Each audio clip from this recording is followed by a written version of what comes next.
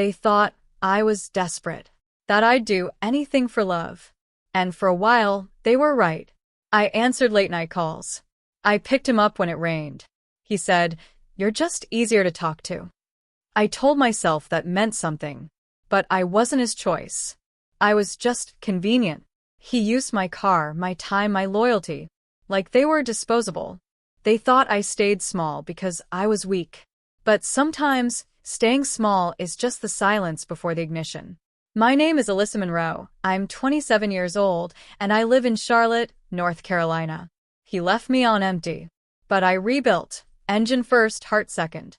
And the next time he saw me, I wasn't driving him around. I was pulling up in something he couldn't even pronounce. I always thought I had life figured out. I was that girl who had color-coded planners, vision boards stacked with magazine clippings, and dreams so carefully stitched they could have passed for reality. I wasn't aiming to be famous. I wanted stability, respect, maybe a little recognition. You know, the American dream, college degree, steady job, someone who texts back without games. Growing up in Charlotte, I was raised to be a doer. My mom, Lorraine, worked 2 jobs and still made it to every parent-teacher conference. My dad, Calvin, didn't say much, but when he did, his words stuck like glue. He always said, "You don't need a man to drive your life forward, baby. Just gas it up yourself." I believed him. Until I met Derek. Derek wasn't the kind of guy who walked into a room. He drifted into it, like smoke you couldn't ignore. He had this lazy confidence, the kind that made you feel like being noticed by him was an achievement. And when he turned those soft brown eyes on me, I felt like the most interesting girl in the world. It started small. Just a ride to the gym. Then a ride to his cousin's house. Then a ride downtown. "Just for a second," he said. Gas money? Never. Gratitude? Rare. But compliments? Plenty.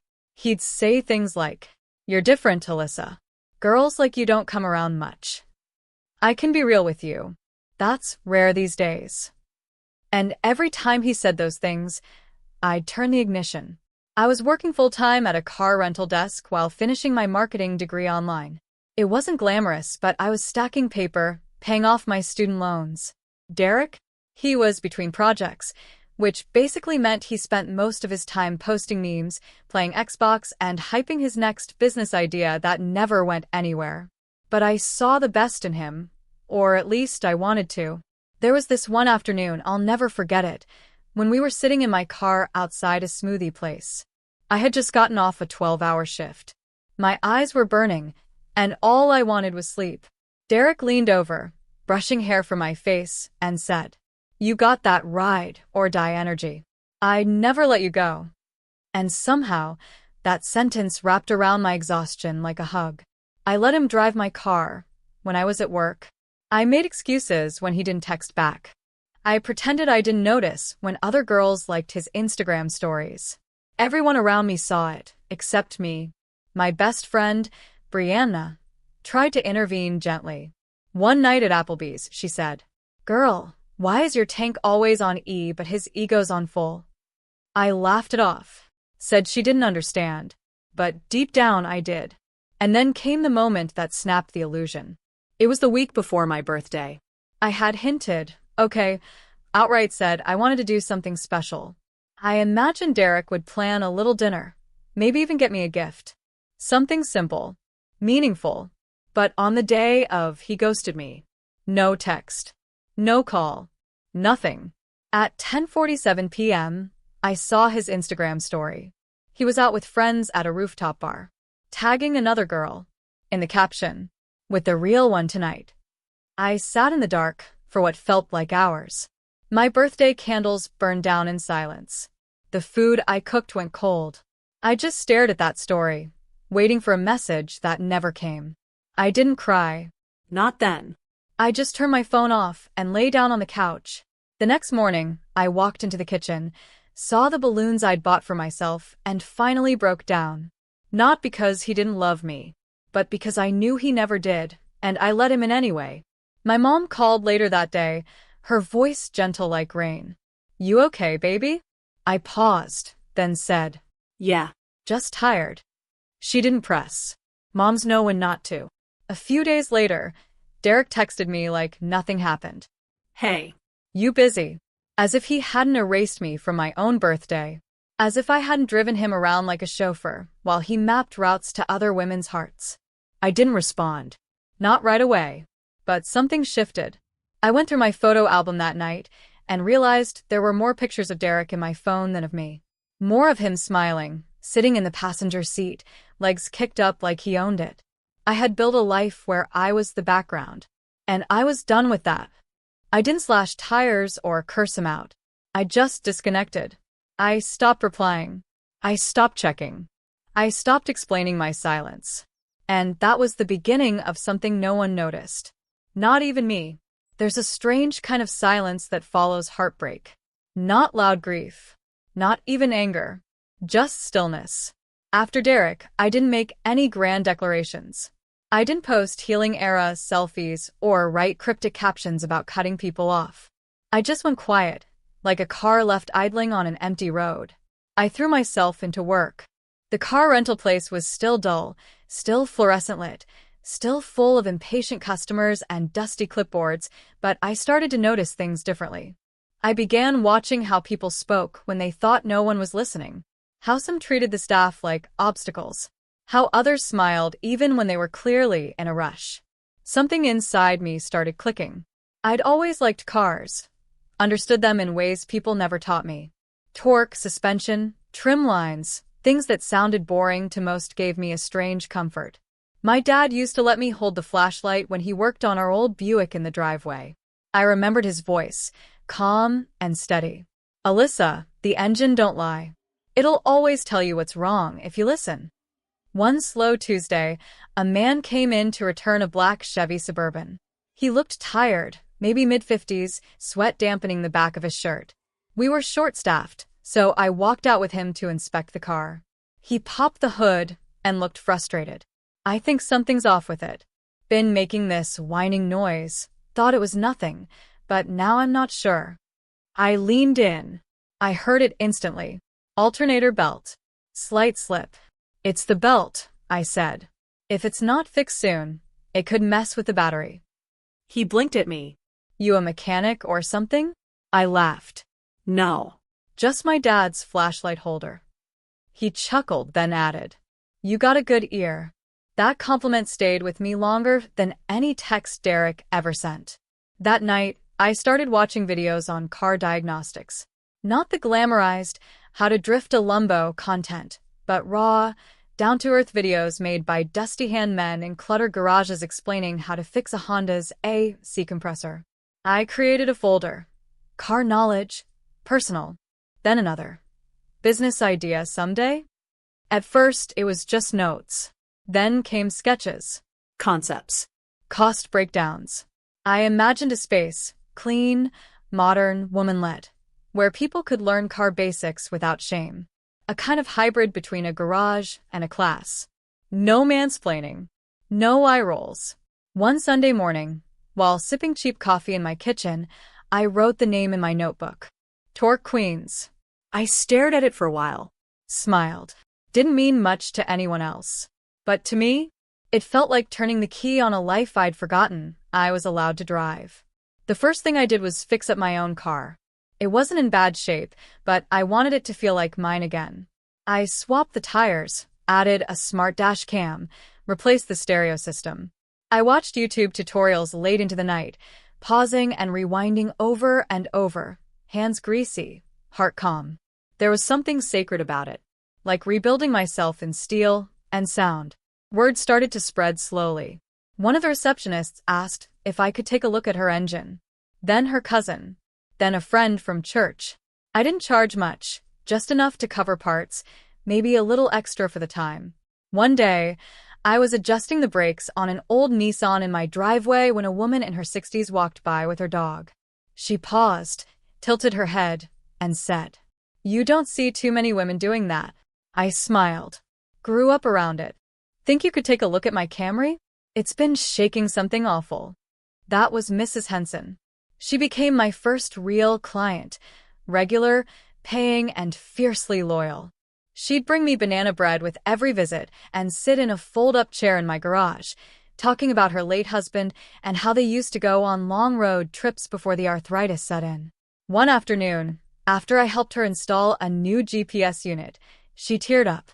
"You brought my baby into my living room," she whispered. I didn't know what to say. I just smiled and handed her the keys. Those moments didn't make headlines. No one wrote articles or posted about it. But it mattered, because in that quiet garage, with tools scattered around my feet and the hum of life returning to broken engines, I found something I never got from Derek. Purpose. I wasn't someone's ride. I was building the road. And for the first time in years, I wasn't waiting for anyone to pick me up. I was already in motion. It started in my driveway, then moved to a borrowed garage. And within 18 months, Torque Queens wasn't just an idea in my notebook anymore. It was real. I registered it officially as an LLC, put together a basic logo using a free design app, and launched a minimalist website that I coded myself. Nothing fancy, just honest language, a clean contact form, and my story. Built by hands that were told to stay soft. Fixed by a woman who finally stopped waiting to be rescued. I was terrified. But something wild happened. People showed up. Mostly women at first, tired of mechanics upselling them, embarrassed to ask questions, scared of being ripped off. Some cried when I explained brake pads without judgment. Others just sat in the garage with coffee and stories. I created a space for them. Tools were free to borrow. Questions were never stupid. Within 6 months, I had over 320 local clients and growing waitlists. I started offering small group workshops on weekends, oil change basics, what that dashboard light means, emergency tire swaps. By month 8, we were getting inquiries from Atlanta and even DC. My inbox filled up with, "Can you open a location here? My daughter would love this. Please do a virtual class." I still remember the first time I saw a deposit hit my account that had 4 digits, clean from my name for my work.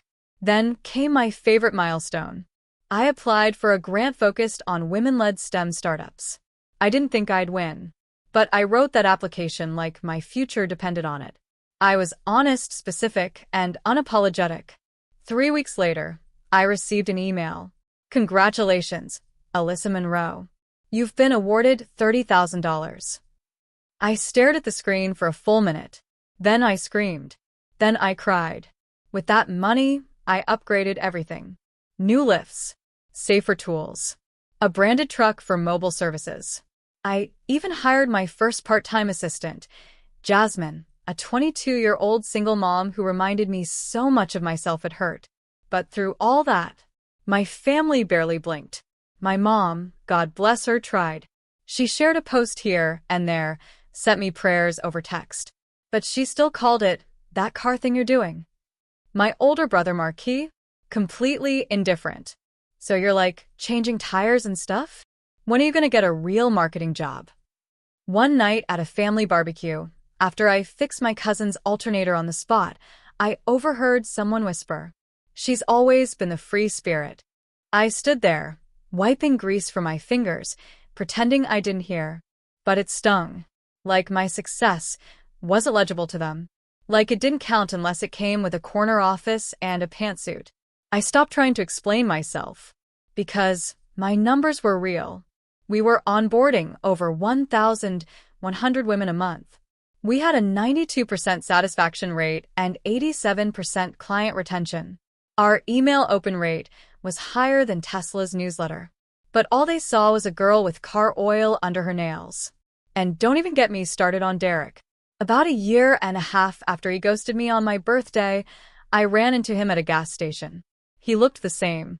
That same effortless charm. That same lazy smirk. Still dressed like life was a joke he wasn't in on.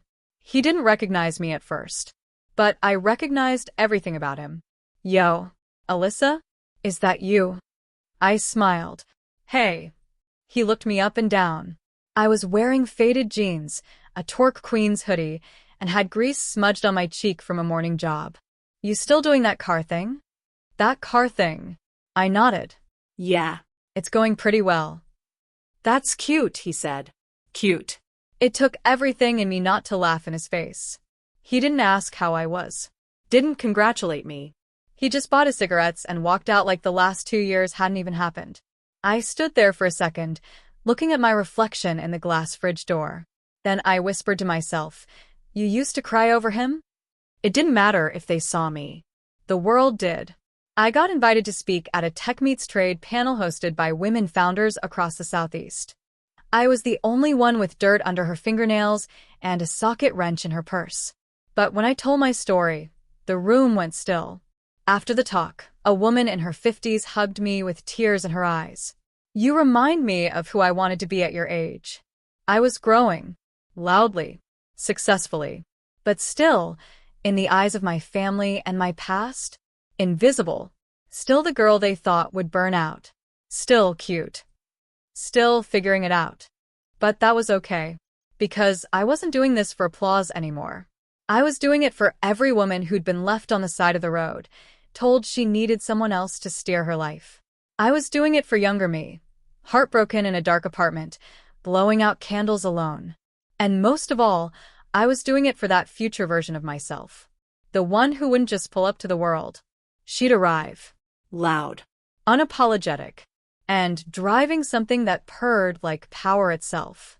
It all changed the day I stopped asking why me, and started saying watch me.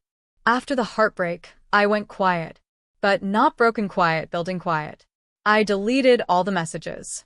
I blocked Jason. I blocked his friends. I even blocked his cousin Mia, who used to DM me the fake sweet stuff. "You're so strong, girl," while laughing behind my back. I shut it all off. I moved out of Charlotte temporarily and took a job in Asheville at a small auto detailing shop. At first, it was just a distraction, buffing out scratches, replacing headlights, learning how engines breathe.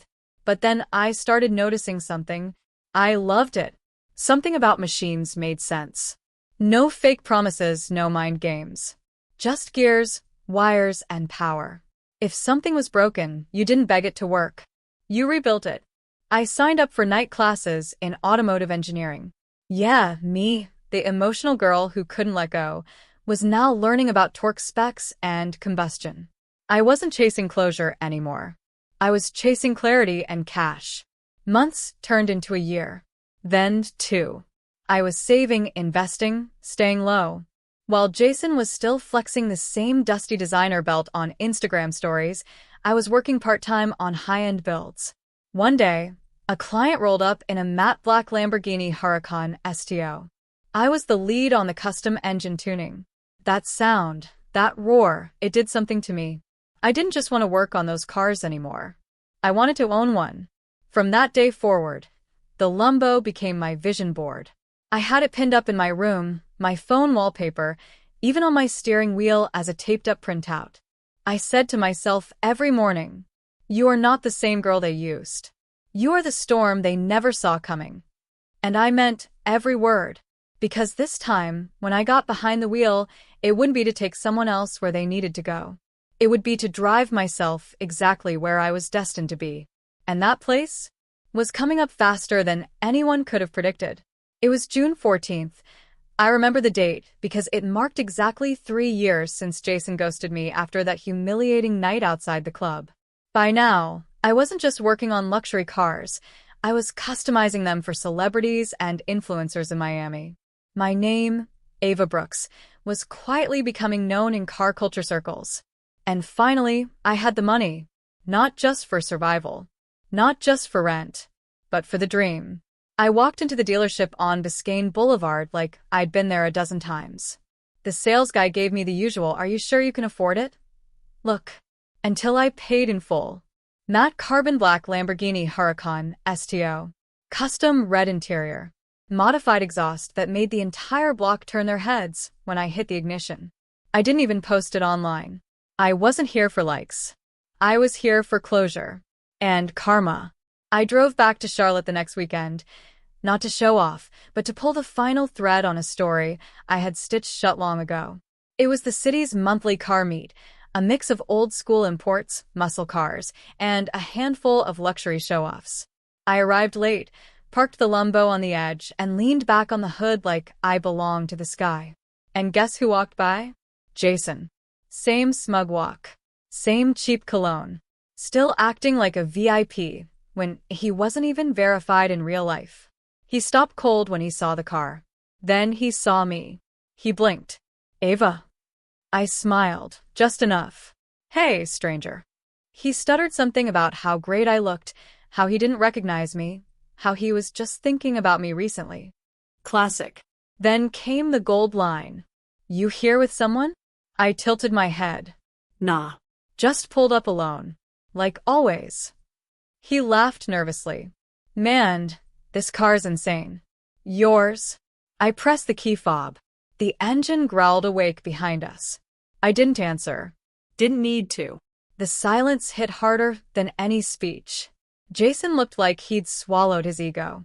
Finally, he was the one speechless. Just standing there. No ride. No money. No clue. I walked around the car, opened the door slowly, and just before sliding in, I said, You remember that night you left me outside the club? You had somewhere better to be. He nodded awkwardly. Well, I smirked, so do I. Door closed. Engine roared. And just like that, I left him behind just like he did to me. Only this time, I wasn't crying. I was flying. As I drove away from that parking lot, the city of Charlotte glowing behind me like a fading memory, I wasn't just leaving Jason behind. I was releasing a version of myself. The version that begged for attention. That waited on sidewalks. That believed someone else's validation was the key to worth. I had outgrown her. The Lambo wasn't revenge. It wasn't even really about Jason. It was a symbol, a loud, growling, unapologetic statement that I had taken every insult, every you'll never make it, and turned it into horsepower. I thought I would feel vindicated, but all I felt was free. In the weeks that followed, I returned to Miami with a peace I hadn't felt in years. The kind of peace that only comes when you realize you no longer need closure because you've become your own answer. Clients kept coming. My garage expanded. I hired 2 other women mechanics. Both had stories like mine. Stories of being underestimated, used, overlooked. Together, we built something stronger than engines. We built respect. Sometimes Jason's name would come up in conversations from the past, like an old ghost. And every time it felt smaller, lighter, Distant. And it wasn't just about him. There were others too. Friends who had vanished when things got hard. Family members who doubted me, who thought building cars was a man's job or a phase. They all watched now, quietly, from behind screens. And you know what? I didn't hate them. Because without them, I might have never found my fire. There's something about being doubted that sharpens you. Turns you into steel. Makes your yes mean something, not just to the world, but to yourself. So no, I didn't need Jason's apology. I didn't need anyone's validation. I had rebuilt more than engines. I had rebuilt me. And the girl who once sat on a curb, crying in the dark, had become the woman commanding 6 figures, 6 gears, and 0 apologies. Now when I look in the mirror, I don't see pain. I see power. And when I hear an engine roar, I smile. Because I know who's driving now. So here's the truth. Raw and unfiltered. I was never just a ride. I was the destination. Jason mistook my kindness for weakness. He saw my struggle and assumed it was permanent. But what he failed to see, what they all failed to see, is that pressure doesn't break diamonds. It creates them. You don't get to use someone's drive and then act shocked when they drive past you. He thought he left me in the dust. But I was the dust storm. And to every girl who's ever been left standing on the sidewalk, watching someone peel away like your feelings were disposable, let me tell you, your worth isn't parked in someone else's validation. Your power isn't waiting in their passenger seat. Build your own engine. Fuel your own fire. And when the time comes, pull up, windows down, loud enough for the world to hear the roar of every time you were told you can't. Because nothing silences a doubter like success that screams without saying a word. They used me for a ride. Until I showed them. I was the whole damn road.